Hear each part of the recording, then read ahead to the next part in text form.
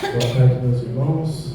Mais uma vez, quero agradecer a oportunidade, o convite que a dona Cleusa me fez. E, assim, essas palavras iniciais aí, acho que a bondade dela, porque, na verdade, eu sou um simples trabalhador da Casa Espírita, né? Eu morei um tempo em Cuiabá, e a gente trabalhou no hospital de câncer, né? Eu fiz faculdade lá e depois eu fiz pós-graduação e voltei. Era para ter voltado aqui para minha cidade natal, mas acabou que os ventos levaram para lá, mas Deus me trouxe para cá novamente. E a dona Cleusa pediu que eu falasse de Jesus, uma responsabilidade grande, né? Aí eu sugeri para ela um tema, que é um tema assim, do momento que nós estamos passando agora, que é sobre o papel do Espiritismo, né? A visão do Natal espírita, né? Do espírita no Natal. Então, eu fiz uns apontamentos aqui, porque nessa época, né? A gente fala, chega o mês de dezembro, a gente começa, parece que os ares mudam, né? As vibrações elas vão mudando. Parece que os nossos corações ficam mais doces, nossos corações ficam mais caridosos, né? E tudo parece que muda, né? Os enfeites de Natal, as iluminações, isso vai nos reportando a infância, reportando a questão de Jesus. De uma forma ou de outra a gente lembra de Jesus, né? E, historicamente, o Natal, celebrado em 25 de dezembro, mas nem sempre foi assim, né? Originalmente, essa data era marcada por festivais pagãos, né? Que celebravam aquele solstício de inverno, que é um momento de renascimento de luz. Com o tempo, a igreja cristã, ela adotou essa data para celebrar o nascimento de Jesus Cristo, trazendo um significado espiritual mais profundo. Eu fui lembrar que era o tal do solstício, né, de inverno, que é um fenômeno astronômico que marca o início do inverno e ocorre quando o hemisfério da Terra ele está mais inclinado para longe do Sol, resultando no dia mais curto e a noite mais longa do ano. E nessa região, com o Sol ainda atingindo a sua menor altura no céu, ao meio-dia. E no hemisfério sul, né, como aqui no Brasil, acontece por volta de 20 ou 21 de junho, e na Europa, né, no hemisfério norte, os Estados Unidos também ocorre por volta de 21 ou 22 de dezembro, sendo um marco de sol parado, antes que os dias comecem a alongar-se novamente. E trazendo, né, a reflexão do Natal no Espiritismo, como que esse Natal é visto para nós, né, espírita? Ele vai muito além do que uma data comemorativa, né? Ele não é só aquela ceia de Natal, troca de presentes, não. Ele nos reporta uma reflexão mais profunda, né? Que é uma oportunidade que a gente tem de reflexão sobre os ensinamentos do nosso Mestre Jesus, que são centrais da nossa doutrina, né? E o nascimento de Jesus, ele representa a chegada de um espírito altamente evoluído, né, no mundo material, trazendo mensagem de amor, de perdão, de caridade.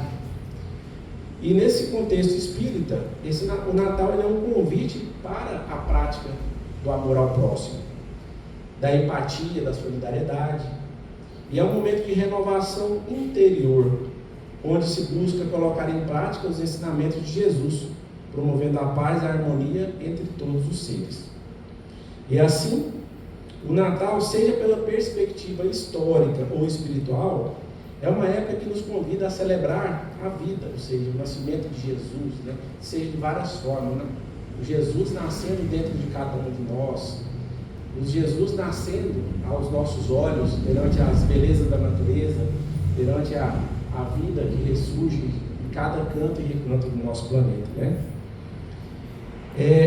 Eu peguei uma história, mas eu não consegui essa história. Eu procurei e não achei, né? Mas assim, é uma história que eu acho que vocês devem saber, que chama História de O Feitor. Então, é uma trama que normalmente ela é usada na evangelização espírita, principalmente para motivar as crianças, para explicar. Diz que na época da escravatura existia um escravo já antigo, né? E que ele ficava intrigado, né? Porque nessa época do ano, no Natal, falava-se de um tal de menino que chegava e esse menino fazia com que as pessoas ficassem mais dóceis, né? Inclusive o tal do feitor, que era vamos dizer, o senhor dos escravos, ele se tornava mais ameno, era permitido algumas coisas dentro da senzala, e esse escravo, né, pela própria inocência, ele chega para esse feitor e pergunta, né, o que é esse menino aqui? Toda vez que ele vem, as pessoas mudam. Aí ele fala o seguinte, esse escravo, né, chamado de, alguns falam, né, Pai João ou similar, em algumas adaptações, né? E o feitor, como ele fica tocado pela inocência, né, e profundidade da pergunta, explica que o menino é Jesus. Em algumas versões espíritas, a narrativa culmina com uma revelação mediúnica ou uma intuição profunda de que, em vidas passadas, o feitor, no caso, e o escravo já tiveram papéis invertidos, ou, mais dramaticamente, que o próprio escravo ou alguém próximo a ele teve a oportunidade de conhecer ou estar perto de Jesus.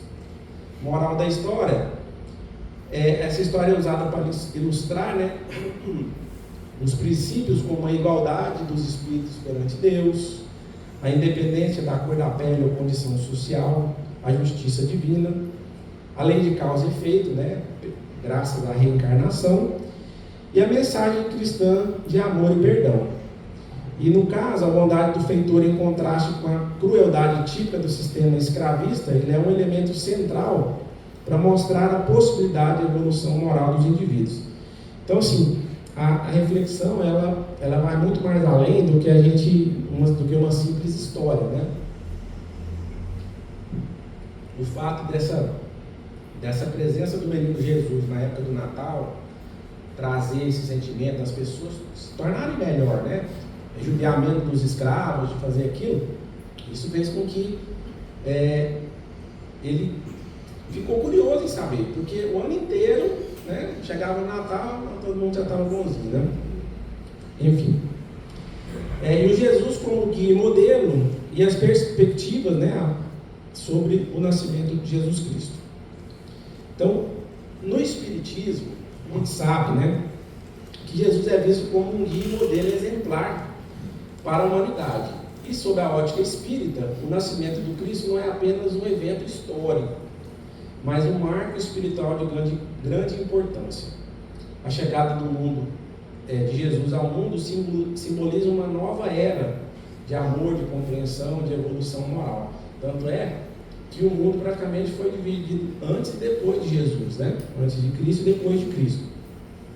E Kardec ressalta que Jesus, por ser um espírito puro, ele foi enviado de Deus para mostrar o caminho da verdadeira felicidade. Essa felicidade que a gente busca, né?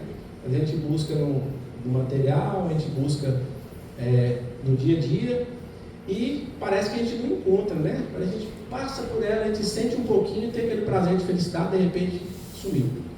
Então a felicidade para nós nesse mundo, ela ainda é uma felicidade de momentos, né? Nós teremos momentos de felicidade, assim mesmo como as dificuldades, as tristezas, nós passaremos por um momento, né? Nem sempre só tristeza, nem sempre só felicidade, e assim a gente vai a cada dia melhorando.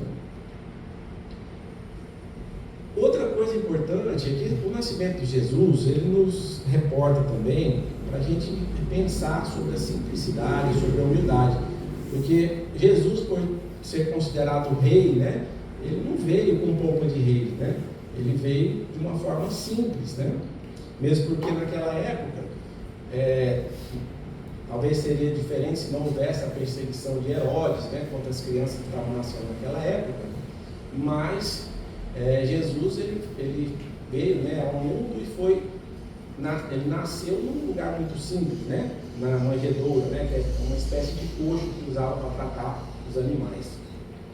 E o Cristo demonstrou que a verdadeira grandeza não está nas posses materiais, mas na riqueza espiritual. E essa é a mensagem central da doutrina espírita, que valoriza, né, o desenvolvimento moral e espiritual acima de tudo. E o Natal, segundo o Espiritismo, é celebrar os ensinamentos de amor, perdão e fraternidade que ele nos deixou. É um convite para que cada um de nós se esforce para seguir o exemplo de Jesus Cristo, buscando viver de acordo com os princípios de justiça e bondade que ele exemplificou em sua vida. Tanto é que o exemplo que ele nos deixou é a marca mais importante e talvez a mais difícil da gente seguir, né? Porque ver, falar, aceitar uma coisa, para você fazer o que Jesus fez, né? Ter tudo aquilo que ele teve é uma situação difícil. A gente observa, né? A gente vê que na época até teve um filme que muita gente criticou, que foi um filme do Mel Gibson, né? Que ele mostra uma certa crueldade, como Jesus sofreu, né? E às vezes a gente pensa num sofrimento, mas a gente não tem noção do que foi esse sofrimento, né? E ele não precisava daquilo. E a gente pensa também, né? Será que eu preciso estar sofrendo isso aí? Será que eu mereço estar sofrendo? Por que eu estou passando por isso? E tem um palestrante espírita, que eu me esqueci o nome dele, que ele fala, eu vi no Instagram recentemente. Ele conta que ele era médium, né? Ele é médium, no caso, e teve a oportunidade de conversar com alguns espíritos. Ele perguntou, né, como que era Deus. Aí a espiritualidade, de espíritos elevados, falou assim: não, a gente não sabe. Mas como? Se vocês que estão indo do lado de lá, do lado daí, né, que tem a visão, tem a capacidade de ver e não sabe, imagina nós, né? Ele falou assim: não, nós conversamos, né, que apesar de nós sermos espíritos de uma determinada graduação, existem espíritos com uma graduação ainda superior à nossa e outras que a gente nem imagina. E nós perguntamos para ele como que é Deus, o que é Deus. Aí falou: e aí, como que é? Eles explicaram, mas nós não entendemos nada. Agora você pensa a gente, né? Então, é um desafio, né? E ele falou o seguinte, assim, eles falaram para nós e eu vou repassar para vocês, né? O Espírito falando para o médico: não se preocupem em querer saber o que é Deus, né? A coisa mais importante que vocês têm que fazer enquanto estiverem encarnados é saber quem você é. Porque, veja bem, quando a gente sabe, né, quando você se conhece, muitas das coisas que nos afligem deixam de afligir. Por exemplo, se uma pessoa vem e fala que você é desonesto, aí você se conhece e sabe que você não é desonesto, você fica tranquilo, né? Uma pessoa que te ofende, alguma coisa que acontece, vai sair de casa, o pneu do carro está furado. Muita gente se revolta, né? Tem um comportamento hostil às vezes e na verdade aquilo pode ser uma prevenção de alguma coisa, né? De uma coisa pior que poderia acontecer, e tantas outras coisas que acontecem no nosso dia a dia, quantos livramentos que nós não temos todos os dias. Nosso anjo da guarda está ali, está nos ajudando, está nos guiando, está nos intuindo. E nós estamos ouvindo, estamos atentos às sugestões, né? Às vezes a gente fica mais atento às sugestões menos elevadas do que as sugestões mais elevadas, né? O tal do vigiai e orai é tão complicado, né? Porque as influenciações são muito sutis. Então você é pego na sutilidade. E quando a coisa é muito escancarada, todo mundo vê, né? Cara, isso não está certo, não. Isso aí eu estou vendo, ó. Agora, quando vem na sutileza, às vezes um pensamento, né, que te faz olhar de forma diferente, vem umas ideias na cabeça, então, isso aí, a gente acaba caindo em algumas ciladas, né? E Jesus passou por isso, tão forte que a gente nem imagina, né? E aí tem uma passagem de Coríntios, né, que todo mundo conhece, né, capítulo 13, versículo de 4 a 7, que diz assim, né, que o amor é paciente, o amor é bondoso. não inveja, não se vangloria, não se orgulha, não maltrata, não procura seus interesses, não se ira facilmente, não guarda rancor. O amor não se alegra com a injustiça, mas se alegra com a verdade. Tudo sofre, tudo crê, tudo espera, tudo suporta. Tem até música, né, falando disso aí, do amor. Então, o amor que Jesus nos ensinou, e que é tão difícil a gente exercer ele na sua plenitude, mas, para nós que ainda somos neófitos, né, estamos começando ainda, né, apesar de sermos espíritos milenares, e somos espíritos eternos, quanto antes a gente aprender, né, aprendendo com as pequenas coisas, por que a gente tem uma família, um filho, né, para a gente entender um pouco o que é amor. Antes eu achava que eu amava meu pai, minha mãe, até que nasceu meu filho. Eu falei, opa, peraí, isso é diferente, né? Sabe que é isso que é amor? O ponto de você se sujeitar a tantas coisas, a abrir mão de tantas coisas por causa de um outro ser. Pessoas que são colocadas na nossa vida muitas vezes para nos testar, nos provocar, né? Vamos dizer assim, a sermos pessoas melhores. Então, a cada dia, exercendo o amor de forma homeopática, gota a gota, uma hora nós vamos chegar a esse manancial que nos tornaremos algo melhor do que somos hoje, né? E trazendo também essa simbologia natalina da doutrina espírita, muito de nós, né, envolvemos com as tradições e símbolos que essa data traz, né? Árvore de Natal, presépios, luzes, né? Cada elemento parece ter um significado especial. Mas assim, o que a doutrina tem a dizer sobre essa simbologia natalina? Porque o espiritismo é muito racional, né? Fé raciocinada. Só que existe muitas coisas que também são importantes, né? Então, para nós, o espírita, né, o Natal não é apenas uma festa material, né, mas ele é um momento de reflexão e renovação, do qual eu disse anteriormente. Por exemplo, a árvore de Natal, ela pode ser vista como um símbolo de vida e de esperança. Ela nos lembra que mesmo no frio do inverno, a vida ela persiste e renasce. Do mesmo modo, a estrela que guia os reis magos até o menino Jesus é interpretada como a luz da verdade que guia nossas almas no caminho do bem. O presépio, ele é um dos símbolos mais ricos em significado, porque ele representa a humildade e a simplicidade do nascimento de Jesus, que para os espíritas é um exemplo de amor e caridade a ser seguido. Então, é um convite para que cada um de nós cultive essas virtudes em nossos corações, especialmente nessa época do ano. E as luzes natalinas que enfeitam as casas e ruas são vistas como uma representação da luz divina que deve brilhar em nosso interior. Elas nos lembram de que devemos iluminar os nossos caminhos e o de outros com atos de bondade e compaixão, porque afinal o Natal também é sobre compartilhar o amor, a alegria com aqueles ao nosso redor.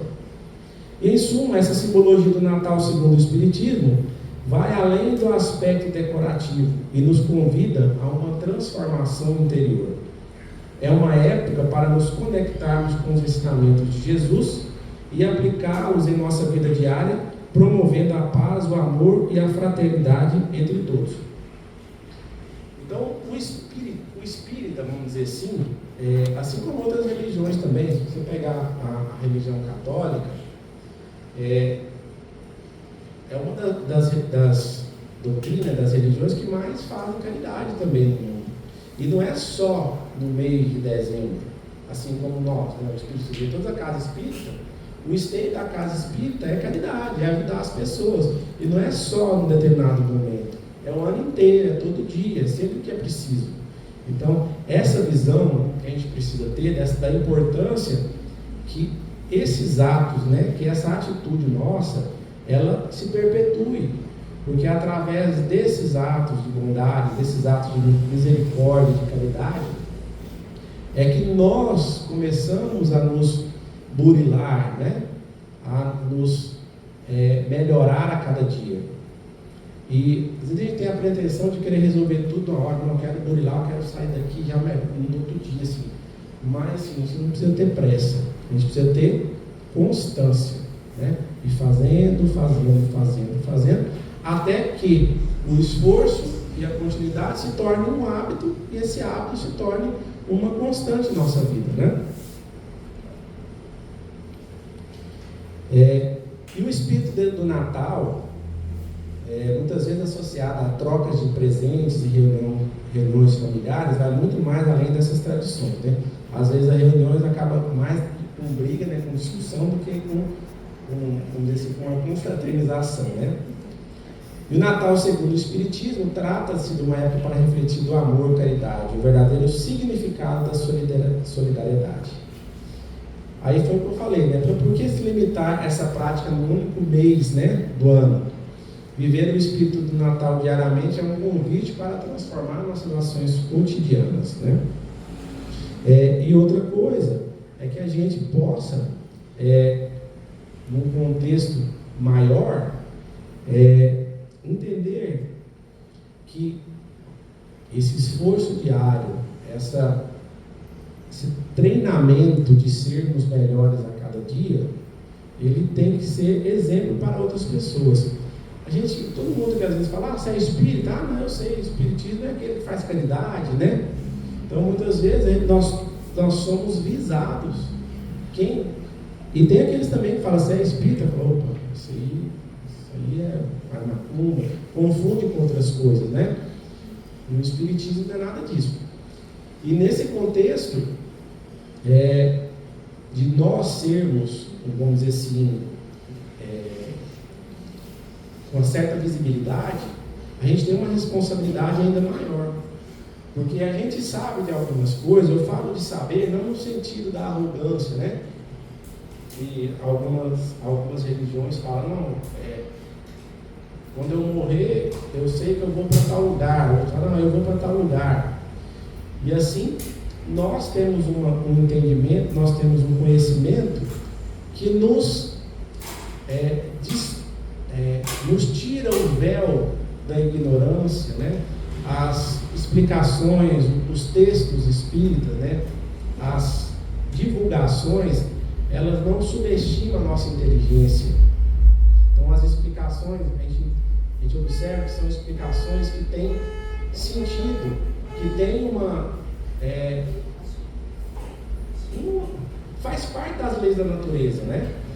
Um exemplo que eu gosto de citar muito é o exemplo de Lázaro, né? Fala-se que Jesus conhecia Lázaro, era amigo da família de Lázaro, e sabia que Lázaro tinha catalepsia. Então, quando Lázaro falaram que Lázaro morreu, Jesus sabia que ele não tinha morrido, né? E assim, a gente que trabalha na área da saúde, a gente sabe que o estado cataléptico, muitas vezes, ele nos deixa num estado de metabolismo muito basal, que é difícil perceber até a respiração. E muitas vezes é tido como morto, né? Jesus sabia disso. Então, essa explicação, quando vem à tona, ela não subestima a minha inteligência.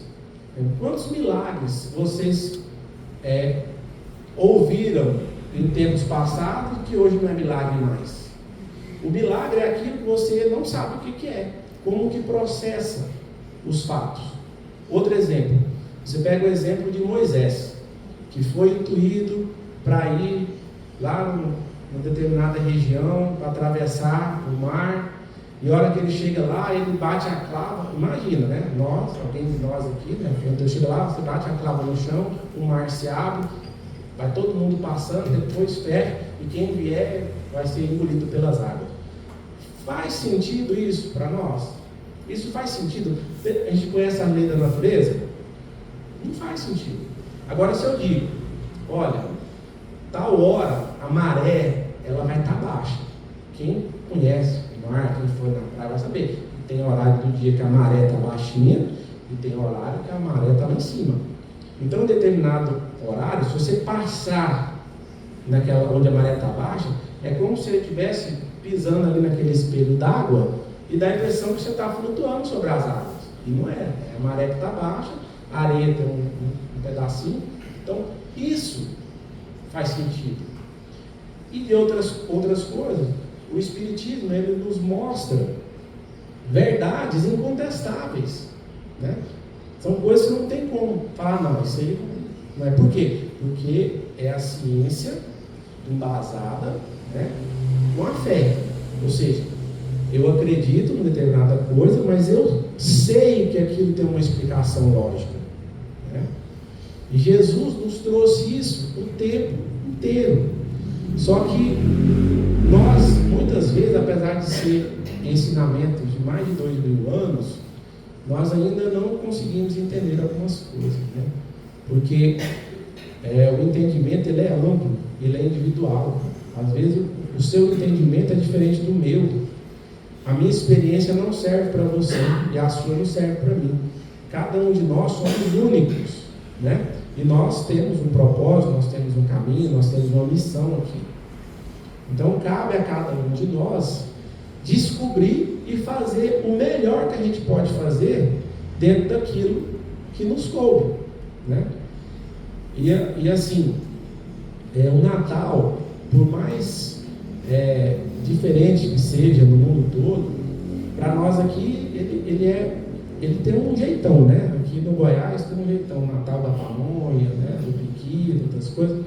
E aqui a gente tem o hábito, né? Tem gente, por exemplo, minha avó, a gente fazia o Natal mesmo no domingo.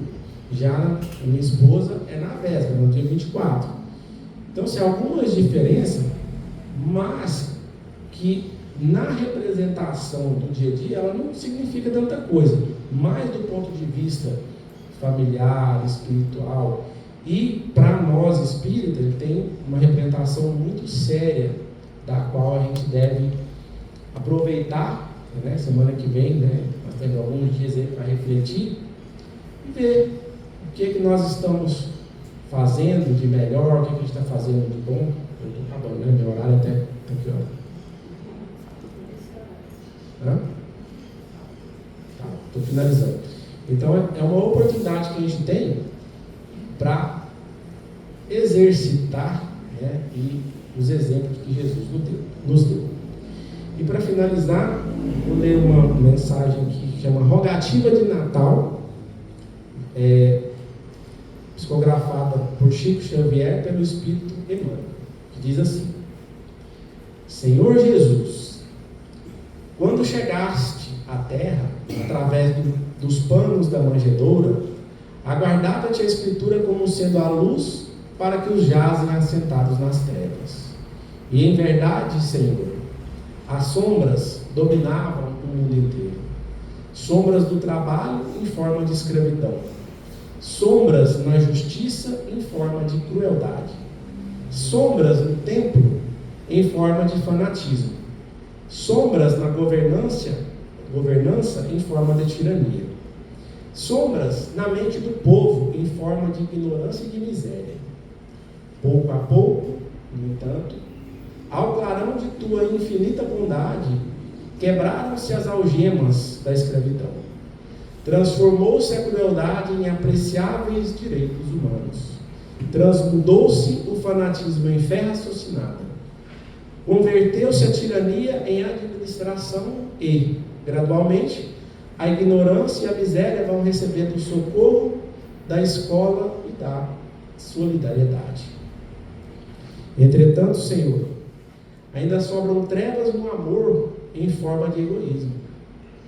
Egoísmo no lar, egoísmo no afeto, egoísmo na caridade, egoísmo na prestação de serviço, egoísmo na devoção. Mestre, discípulo nevoeiro que nos obscurece ainda os horizontes e ensina-nos a amar como nos amastes. Vem buscar vaidosamente naqueles que amamos o reflexo de nós mesmos, porque somente nos sentindo verdadeiros irmãos uns dos outros é que atingiremos com a pura fraternidade a nossa ressurreição para sempre. A fonte é o livro Antologia Mediúnica do Natal.